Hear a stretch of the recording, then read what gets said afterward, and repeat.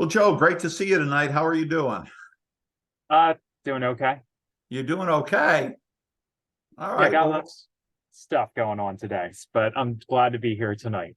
okay. Well, I'm glad to hear that. Hey, Joe, one of the things that's important before we get started is just to remind you that, our conversation tonight is between you and me and those people that are listening in, but this is our conversation. And certainly we want to make sure that you understand that. And um, I think that's an important piece for us to work with.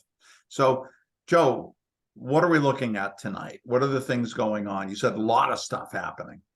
Yes, there's a lot of stuff going on, but the one that I'm looking for some coaching on is it's budget season right now.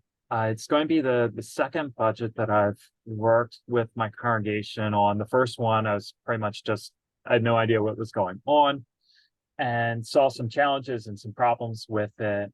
And this is the first time that I've gotten to see the entire process from the start to what's going to be the finish coming up shortly. And have seen some real challenges and some real struggles with it and trying to figure out my role as a clergy person. I'm in a designated term, so I'm not the called pastor there. That gives me some leverage and also some liability and challenges in how I lead, but kind of trying to figure out what it is I can do to help the congregation with their budgeting. Okay. So, what have you done to this point for being engaged? So to this point, I've rewritten the entire accounting chart of account structure and moved Okay. to a completely different way, the more modern way of doing accounting for nonprofits, and have created that new structure so that, at least for the budgeting process, there's much more clarity about what all the different line items are and who's responsible for them. And within that, have really restructured all the income aspects and also provide them with some online giving options. And so I've worked on some of the core parts kind of around the budget, Mhm. but I haven't actually done work with the budget itself. Okay. Well, at least in terms of a first stage, how has that worked for you? Have you felt good about that? Oh yeah, that's definitely a huge improvement. Okay, good. So what steps are next for you then after you've revamped this? Now, where do you go from there? Well, that's the part that I'm kind of struggling with right now, Okay. is that the one budget, the most recent budget meeting that we had, it's clear that the income is not going to match the expenses. Okay. I had the congregation was told that they were going to be having a balanced budget, and that if it wasn't, and we're told that they needed to pledge to be able to get to the point where there would be a balanced budget. During the budget meeting, it was clear that there wasn't going to be a balanced budget, as a significant shortfall. And the treasurer had indicated that they were going to run some of the numbers and send it out to the group. And then if the group approved of it, it would go to the consistory. And within that, I was questioning if they were planning to get to a balanced budget. And they had indicated, no, they didn't see that as their responsibility, that would be consistory's responsibility. Consistory hasn't been part of the conversation whatsoever.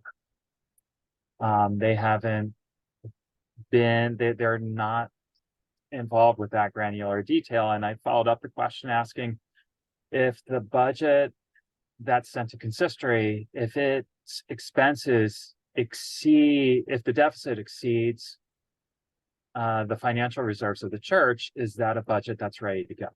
Okay. Because they're getting close Okay. to that. And again, they didn't think that that was their responsibility. And I'd asked them if the group, who was responsible for understanding how 2024's decision will impact 2025's option. Mhm. And again, they didn't see that as their responsibility, though their title is budget and finance. Okay. And they were looking to give that to the consistory. So I've heard several things, Joe. One, going back to the early part of the conversation, you're the designated pastor, so therefore you've got some latitude. You can give some pushback on that.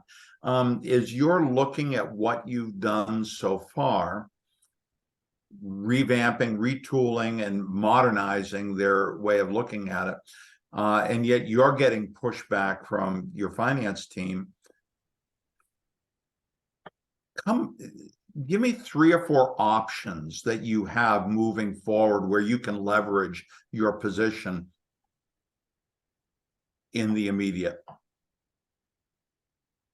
Some of it is, let me think about that a little bit.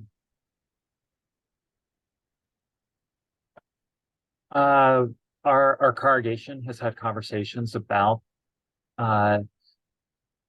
the effectiveness of that particular committee. Some individuals have expressed potential interest on being on the committee. They're not sure if it's a place where they'll be able to effectively engage in their ministry. So possibly engage in conversations about who are the people that are part of that team, and how that team is functioning, and what it would look like to have different voices come on and be a part of the process. So that would be one of the conversations that would be possible. I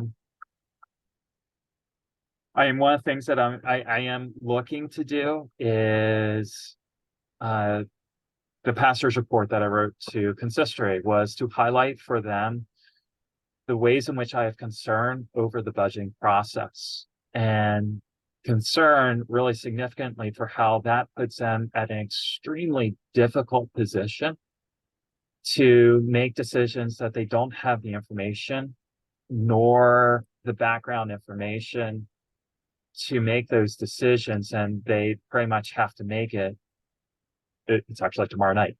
They have to make that decision tomorrow night in order to start hitting the timelines for having the congregational meeting. So having them begin to have conversations about how do they want their budgeting process to work? What would be healthier, more meaningful, more engaged, informed ways to do this? And if they themselves see it as their responsibility, or if they want to have a deeper conversation with the budget and finance team about what they expect out of that budget and finance team. So that's 2. Okay. Let me see if I can pull out a third or not. I'm not sure if I can. And that's okay. We're limited on our time frame today, so we've got about 5 or 6 minutes left. Okay. So of the 2 that you've kind of engaged in, what would it look like for you to which one of these would you want to pursue? I think that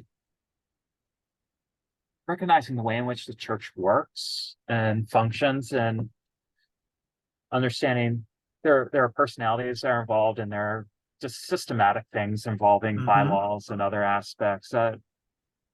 Probably the wisest step to take will be the conversation with consistory, and getting clarity on what they really want for the church. And so it becomes a decision that isn't because this Yahoo designated term pastor is saying this idea, but it becomes about who and what the church wants to become for itself. Yeah. And taking responsibility for their financial decisions and the ways in which they structure themselves to get to that point. So what would that conversation then look like tomorrow? You said tomorrow is this conversation, right?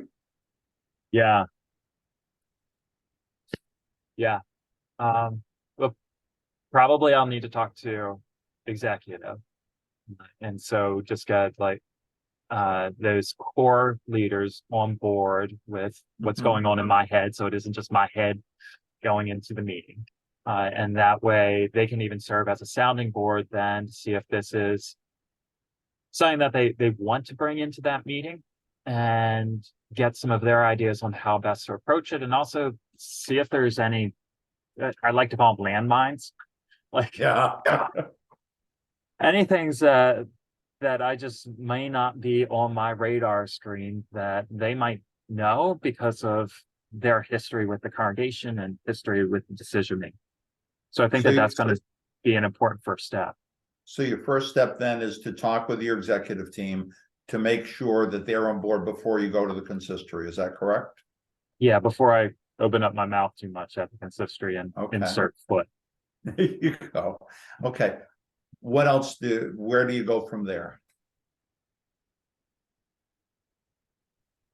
Well, if consistory doesn't want to go anywhere with it, then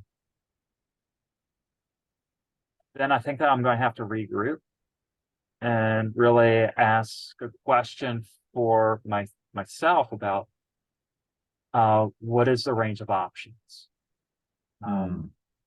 and understand that that range of options is going to be much more narrow, and it's going to be a lot more about influence suggestion instead of direct leading. And if the consistory says yes, then I hope that we do a little bit of brainstorming about well, one, get clarity on what is it that they expect to receive from that team. Hmm. And I think that them answering that question, well, that's going to help set the stage on what then they really need from the budget and finance team, and begin to ask, is the budget and finance team as it's currently constructed, is it even equipped to do that? Because that might be part of the problem. Right. Because part of the budgeting process is none of the committee chairs are part of the budget discussions. They just submit numbers, and then people who don't have any relationship with those chairs then compile them and make decisions about those numbers. And it's very far distant from the people that are directly impacted. Well, Joe, we have about 2 minutes left in a conversation that really needs a much longer period of time. And so I appreciate the work that you're doing so far. What are we taking away? What awareness have you come to? So part of the awareness is making sure that I'm not going at this alone. So even though I think that I have a good idea, to make sure that I am partnering with other people, getting feedback, insight, and perspective, and kind of building that out, that network, that group of people, of executive, then consistory, and from there really begin plotting out the way forward. So you And see with that awareness, you see that going into your action steps then? yeah, definitely. I mean, that's a core component of the effectiveness of the action steps. And for an area that for most churches is pretty sensitive, and being really intentional and understanding why to proceed in that way. Okay. And so just so that we can recap, your action steps for these days ahead of you are going to be doing what? Say that last part again. So going back and looking at your action steps, what exactly, so we have a timeline for what you're looking at? Yeah, so I'll try and get a communication out to executive after this meeting, and be in conversation with them. And then from their responses, determine how much I really share. Dig into tomorrow night's conversation. It's already outlined things in my pastor's report, so that's already out there for people to read. But what we do with it, then that's a live question, and kind of follow on from there. Okay. Well, good work for you tonight, Joe. And it looks like you've got some traction. So I'm looking forward to hearing what that will look like in the coming weeks. Thanks so much, Ken. Really appreciate it. All right. Take care. Okay. Bring everybody back in.